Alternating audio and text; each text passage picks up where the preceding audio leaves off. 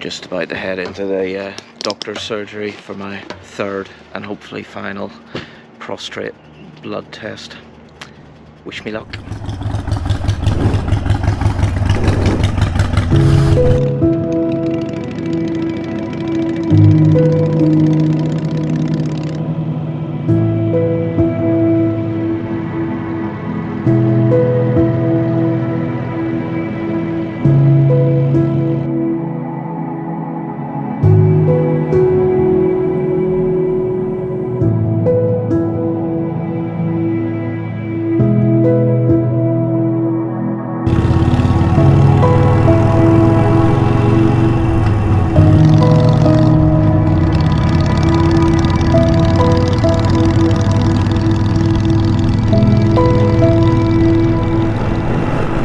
So I suppose I better address the reason for me being AWOL for the last few months. Wow, the truth is, folks, I've just had a really brutal few months. Those of you that obviously been watching me will know that I was going through a divorce and it got finalised last year. That's all gone through fine, and the house is mine. I don't really know how to describe it. It's like you're geared up for it, you're expecting it, and then suddenly you're in an empty house. Because even though we were separated and divorcing, we stayed in the same house and we got on really well. And you know, I don't know, we didn't row or anything, just got on with things. And then all of a sudden, it's there. The house is empty, and it's, you know, it's just a bit of a shock. I'll tell you what the biggest thing for me was the little dog, Dolly, gone.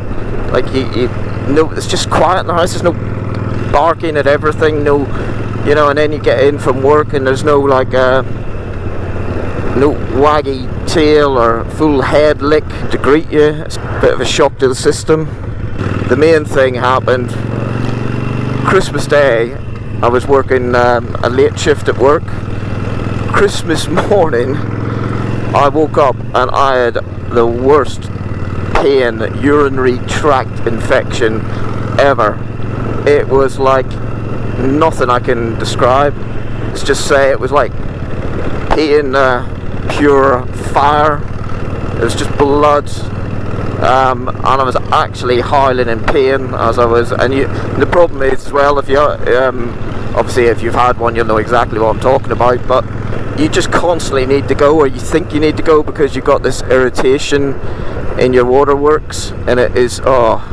Anyway, Christmas morning, what do you do?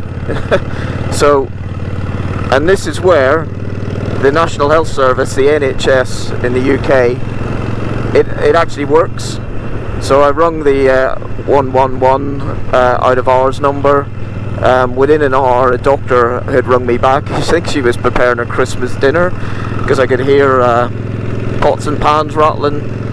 Yeah, she listed all the symptoms. There was actually a pharmacy. It was open in the local town on Christmas Day, and rode my Harley in, grabbed the antibiotics, and within half an hour taking the first one, the symptoms had already started to subside. Great. So I finished the course of the antibiotics, and in January, through my work, their healthcare provider were offering a free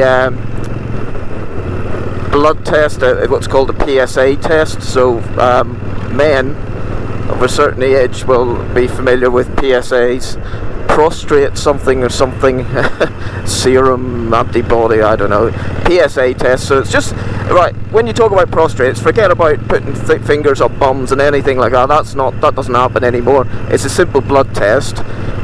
So I did it at home, sent it off, thinking nothing of it. It came back high a couple of days later, so I had to contact the GP, and he said, we'll do another blood test in a few weeks. What I didn't realise was, until after I'd done it, was that having a urinary tract infection can cause it to give a high reading, which he reckons is what happened. So he said, well, we'll wait for that to subside, all the symptoms and that, and then we'll do another test. Waited a couple of weeks, and I did another PSA blood test at the doctor's this time, and guess what? it came back high again. So this time the doctor was pretty flapping. He was like saying, well, not flapping, he was just being professional, and he said, okay, so now we are a bit concerned. So we'll give it a few weeks, another 4 weeks, and then we'll get you in for another blood test. And also he booked an ultrasound as well. I went and done the ultrasound at the local surgery. They said, oh, your doctor will get back to you in 5 working days. Well, I didn't hear anything. So I ended up ringing the doctor after a week, and they booked me in for a telephone appointment. The doctor looked at the results. I don't know why they didn't come back to me just to tell you, but he said, oh, you've got in one of your kidneys, you've got a very, very small kidney stone. He says, nothing to worry about. He says, what's likely happened has caused the UTI is you've passed a very small kidney stone, and that's what's caused the UTI. I was a bit annoyed, should I say, about kidney stones, because I'm pretty obsessive about drinking water. He then booked me in for another blood test, which I did yesterday, which you saw at the start of the video. So at the minute, I'm still waiting the results of it, and I'm hoping that it was nothing sinister like prostate cancer. It actually was the small kidney stone. I mean, at the very start, I would have taken kidney stones over prostate cancer all day, every day. But anyway, gents, get yourself to your doctors and get a PSA test done. As I said, all it is a simple blood test. It takes 2 minutes, and you get the results usually the next day. Well, I was going to say that was number 1, but I suppose like the divorce, but it was expected. So that was number 1, really, that health issue, which is still not totally resolved. Number 2, so while this was going on, and I'm going to be totally honest with you here, folks, to get over the sort of divorce and feeling a bit isolated, I literally started a massive DIY project of renovating the house by myself. Built a brand new kitchen. I built it myself out of old pallet wood and plywood and concrete worktops and everything. I just needed something to keep me busy, keep me occupied. It's not just the physical side of being busy, it's the mental side, the side of like always thinking about stuff, you know, just to keep my head away from things. And then obviously this possible cancer issue came up. I'm going to be honest here, one morning I just felt like I hit a brick wall. I just felt not lonely, just felt totally isolated, if that makes sense. I mean, most of my life I've been on my own. I mean, I know I've been married, I've got no family close by. My family all live in Ireland. I haven't really got friends. Fortunately, I've moved around so much that I haven't ever really stayed in a place to make friends. So what did I do? I reached out and reconnected. I mean, there was a girl I dated nearly 20 years ago. She's a little bit older than me, and at the time I ended it after a couple of months because she had kids, and I wasn't really sure what I wanted at the time and that, and we lived quite far apart. I mean, I lived up in Bedfordshire at the time, and she lived down here in Essex. But we stayed in loose contact through Facebook and that, you know, happy birthday to each other and things like that. And anyway, cut a long story short, we ended up meeting up, and all I wanted was coffee and a chat, anything to take my mind off bloody cancer. And well, you know what happened, one thing led to another, and we ended up sort of getting quite close. And I was really happy. I mean, obviously I got all the health stuff going on in the background, but, you know, give me something else to focus on. We were really happy, getting on really well. You know, she's into the same sort of music and that as I, and she booked like loads of festivals and go in her camper van, so I had booked the time off as well. We were staying at each other's houses. We lived quite close, actually. I was looking after a little dog while she went to see her daughters, you know, on the other side of London, and that, and I was taking the dog for long walks, and you know, everything just, and all of a sudden, just one day, out of the blue, turned up at hers, went to have a drink in the garden, and just suddenly switched on me for like no reason whatsoever. Just started a row over nothing. Well, it was like saying I couldn't communicate with her, and I couldn't, you know, and all this and that. And it went on for a couple of hours. I didn't fight back. I don't like rowing. I don't see the point in it a lot of the time, and you know, a lot of it's over nothing. And in the end, she told me to get out and go home. So I went home, and that was it. Literally, I mean, we had a couple of texts the next day where I, you know, said, look, if you want, we can try and work this out. No, I don't want to work it out, blah blah. I mean, I'm not doing a whole EastEnders wearing your heart on your sleeve on this, but I just want to explain things that have been going on the last few months. You know, but here's the thing, right? Not very often it actually works out for the best. I mean, I tend to follow my head rather than my heart.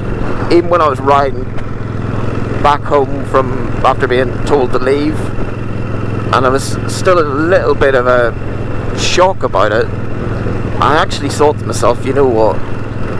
Maybe I've dodged a bullet here. Okay, yeah, it's not particularly nice, but imagine being in a relationship like that where you're constantly on your edge all the time. You know, I don't want to be in a toxic relationship. I didn't even really want the relationship. I was just quite happy being on my own. I just wanted like some friends, escapism type, not. But anyway, and then number 3 or number 4, I've lost count now.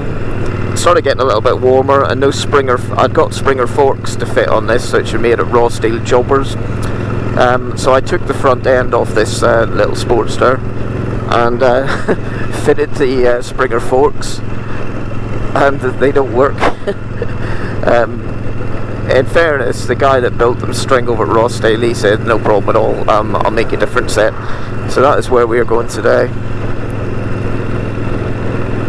We're heading over. I'm going to leave this bike with him, and he's going to make me a set of forks. I had to get a new brake caliper as well, big port brake caliper, which is designed to fit on these Springer forks, which he's going to fit for me as well.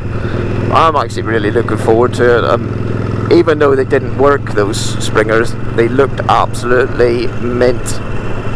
You know, so when I do get ones that do fit, yeah, I'll be well chuffed.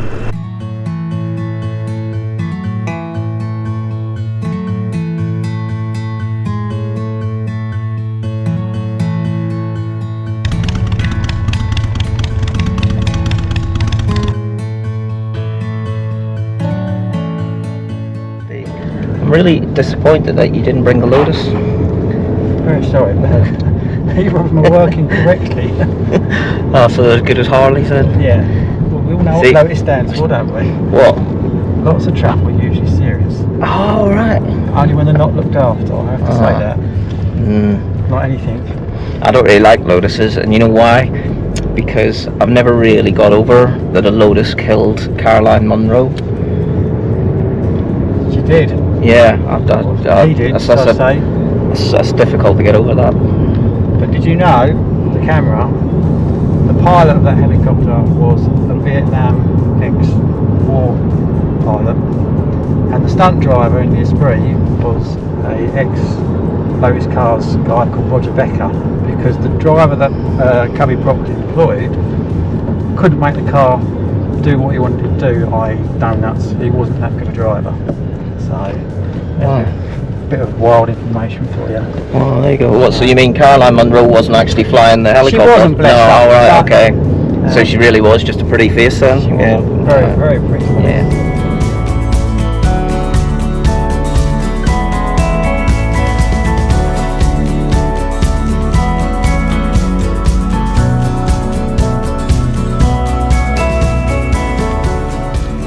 Right guys, so I've been back a couple of hours or so from Steve dropped me off. Don't know how long the bike is gonna take to do. I'm in no hurry. I've still got my other 2 bikes, and most of the stuff's now done in the house, a bit of painting and that. So I was actually gonna spend the day glossing my skirting boards, which I fitted earlier in the week. However, I've just got back in and checked my NHS app, which is well worth downloading if you haven't got it. and it's already got the results of yesterday's blood tests on it. And good news, so the blood tests, the PSA test has come back as normal. I'll give you the figures just so you know what I'm talking about. So when we talk about PSA tests for each age range, there's different levels. So I'm in the 40 to 49 age range, and so it should be under 2.5 micrograms per litre. So the last one I done, which was 4.45 micrograms per litre, and the one before that was, I think, was 3.5, which is the one that started all the concern, if you like. So the one I did yesterday is 1.56 micrograms a litre, so it's under the 2, which is the benchmark for my age. Yeah, I don't know. I feel relieved,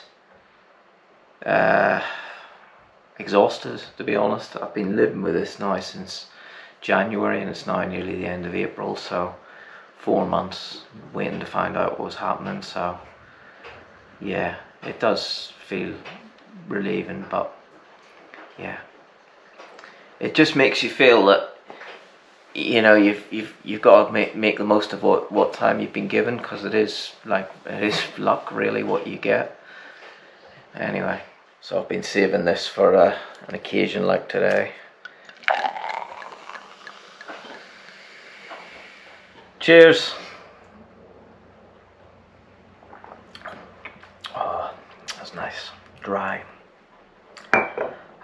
Well, guys, hopefully this is the start of a load more videos. As I said, it has been a tough few months, but fingers crossed we're at the other side, so hopefully you'll be seeing a lot more of me.